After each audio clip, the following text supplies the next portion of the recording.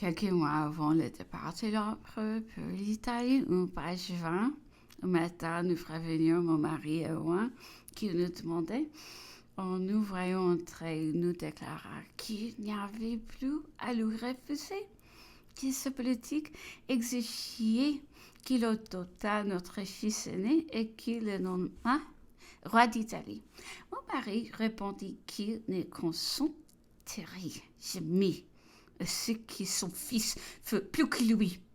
L'empereur s'emporta d'abord, se réduisit ensuite, voulut lui faire entendre que son enfant resterait enfant jusqu'à sa majorité, qu'il aurait une maison française et une maison italienne, que c'était l'unique moyen d'éviter la guerre avec l'Autriche et de conserver l'Italie. Mais mon mari était inébranlable. Alors, l'empereur, s'abandonnant à sa colère, s'écria qu'il était cruel pour lui d'avoir une famille qui partageait si peu ses travaux et ses peines qu'on lui faisait sentir tous les jours les malheurs de n'avoir pas d'enfant qu'il aurait bien peu se passer de ses frères en mettant cette couronne sur sa tête qui, sans la crainte de la guerre, il aurait déjà fait et qui serait heureux de n'avoir jamais rien à attendre et à espérer d'eux. Ces raisons furent aussi inutiles que c'est importantement et il nous congédia sans avoir rien obtenu. Pendant toute cette conversation, je restais muette. Que je peux dire? Des semblables scènes retombaient toujours un peu sur ma pauvre mère. Il semblait lui reprocher par une habituelle tente d'impatience le malheur de ne pas avoir d'enfant. Cependant, il doutait parfois qu'elle en faisait la cause. Pour fixer ses incertitudes, il lui vint à l'idée un singulier moyen. Il en parla à Murat et voici ce qui se passa à ce sujet. La princesse Caroline protégeait une jeune personne nommée Eleanor de la Plaine qui avait été élevée à Saint-Germain. Elle était fort belle, mais sans esprit et d'une famille si peu respectable que Madame Capal ne l'avait conservée dans sa maison qu'à la seule condition de non se dire qu'il peut se marier. Oh Dieu, le père et la mère amèneront peu à peu à leur fille un militaire qui s'établit à Saint-Germain. L'annonce se fit en 3 jours.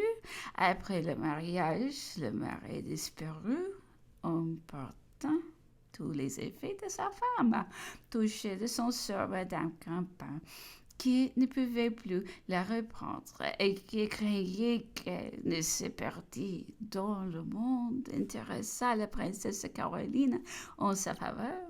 Il fut convenu qu'elle irait vivre loin de Paris dans une pension jusqu'à ce qu'on peut faire annuler son mariage et avec un dos. L'établir plus heureusement, s'était écoulé lorsqu'on la vit tout à coup habiter seule un petit pavillon de nuit. Elle fit offrir le service des dames tendant ce jeu que l'empereur y alla déjeuner.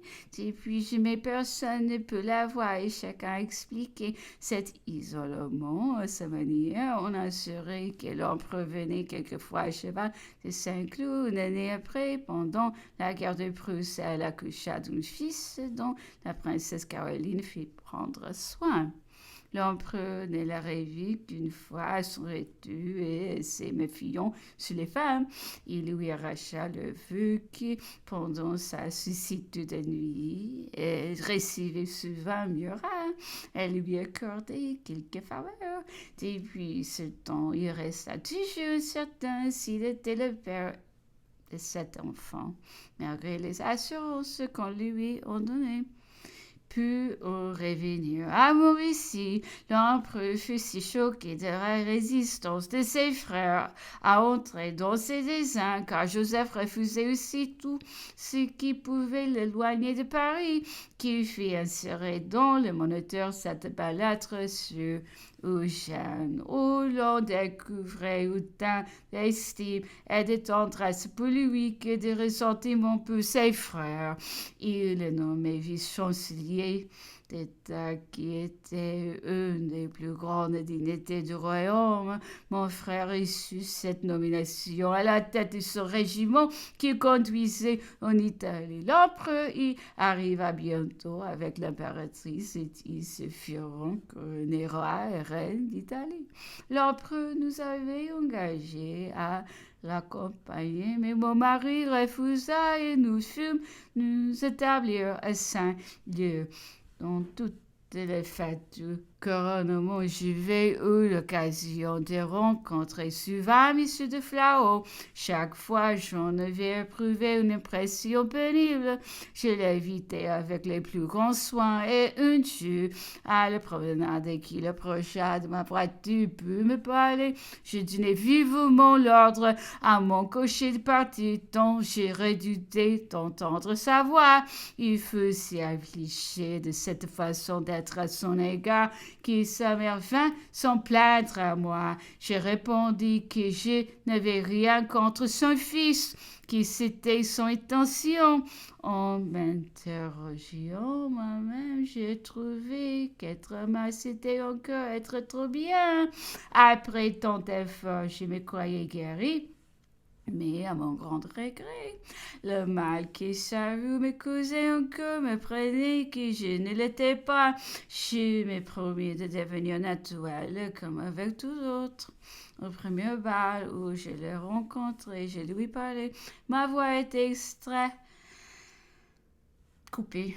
Et cependant, j'étais satisfaite de voir sur moi quelques empires. Au second, je les fis invité à danser et me dit-on, vas-en combien je l'avais rendu malheureux pour ma coquetterie. Je fus choquée de m'entendre accuser du défaut que je méprisais le plus. Moi, coquette, m'écriai-je, oui, vous m'avez montré de la bienveillance, je ne demandais pas davantage. Elle me rendait heureux et tout à coup semble que je deviens pour vous un objet de haine. J'ai senti que je vais lui donner le droit de me juger. Ainsi, mais conçoitant la bizarrerie du cœur humain, je ne voulais pas être aimé, je redoutais ce qui ressemblait à l'amour, et cependant, après tant de combats, de souffrances, de simples reproches d'un défaut odieux, me fit un chagrin. Qu'oubliant le bal, ma position, tous les yeux fixés sur moi, j'ai pu retenir mes larmes, j'ai les senti couler, non sans effroi, que répondre ceux qui les aurions remarqués. Pour M. de Flau, il était encore plus ému que moi. En un instant, il apprenait plus que je ne voulais lui dire. Vous aviez quelque intérêt pour moi. Pourquoi me l'avoir laissé ignorer? Vous m'auriez épargné bien de peine, et à présent que je n'aime encore que vous, je me dois à un autre. Non, non, je ne vous aime pas, m'écriai-je, si je décrains un instant, cela n'est plus, croyez-le bien. Accordez-moi donc votre amitié, me dit-il. Elle me consolera. Et tout ce que j'ai perdu, j'ai là, oui, promis, nous nous séparâmes. Cette explication m'avait rendu un peu de calme. Je ne redoutais plus rien d'un homme qui m'avouait une liaison avec une autre. Et ces témoignages de confiance m'assuraient de son estime et de son amitié. C'était là tout ce que je souhaitais, mais qui est d'émotion, qui est de combat. Excitons-nous le sentiment que nous voulons maîtriser. Personne ne se doutait de mes agitations, je le savais seul. L'empereur frappé, comme tout le monde, de mon changement, dit à ma mère que le répéta, Hortense n'a plus si belle couleur. Son mari ne la rend pas heureuse. Nous aurons peut-être un moment terrible à passer. Si elle aime une fois, ce sera vivement et le me fait faire des grandes folies. Ah, dit ma mère. Tu sais comment ton c'est raisonnable. Oui, mais les passions sont bien fortes. Elle est si douce et si calme, j'y mets au moment de vivacité. Ne t'y fie pas, vois sa démarche, écoute ses paroles, tout en ne respire le sentiment. Et d'ailleurs, elle ne serait pas ta fille. Cette récit de ma mère, je vais les yeux baissés.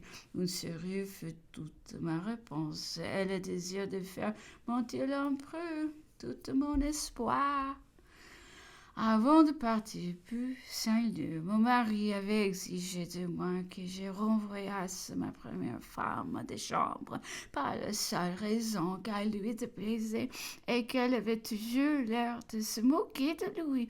Il m'en donna que j'ai encore et j'ai placé près de ma mère celle qui me quittait avec tant de regrets.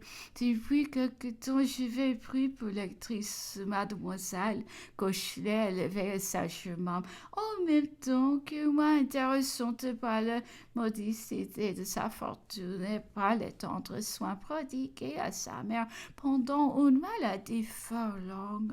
Je comptais avoir toujours près de moi une personne qui je voulais doté et marié, comme c'était sur ma cassette, mon mari ne s'y était pas opposé, mesdames, mes sous-gouvernantes étaient jeunes, et toute ma maison disposée à la gaieté. On s'était bien perçu de la sévérité du prince Louis, mais que craindre quand on n'a rien caché. Chacun fut heureux d'aller à Saint-Leu. Peu de monde jusqu'alors avait composé notre intérieur et ne pouvait être connu et passé à Paris pour le modèle des ménages. Seulement, on me reprochait d'être un peu froide avec un mari aussi bon, et l'on rejetait cette froideur sur ma mauvaise santé. Après mes couches, il me fit cadeau d'une parure de diamants. J'en éprouvais plus de peine que de plaisir. J'aurais préféré plus de tranquillité à ces marques ostensibles d'un heureux accord qui n'existait pas. Mesdames et desseins prouveront hautement de n'avoir pas montré plus de reconnaissance. J'étais seul blessé parce que je souffrais sans me plaindre.